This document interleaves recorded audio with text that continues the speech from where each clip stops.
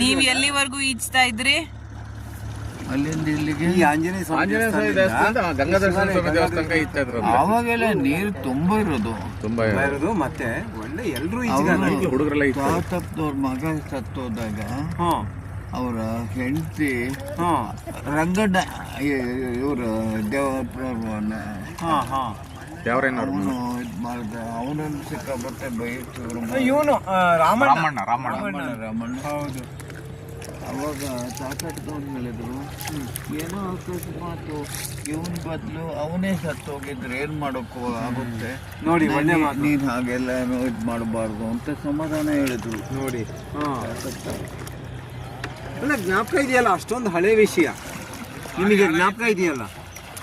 ಹೌದು. ನಾನು ಸ್ವೀಟ್ ಆಡ್ತಿದ್ದೆ, ಅದ್ಯಾವುದು ಸೌದ್ರೇಗೌಡ್ರು ಗೊತ್ತಾಯ್ತು, ರಾಂಪುರ, ಅವ್ರ ಮಗಳು ಮಗ ಬಂದಿದೀವಿ. ನಿಮ್ದು ಬಿತ್ತಿ ಬುಕ್ಕವು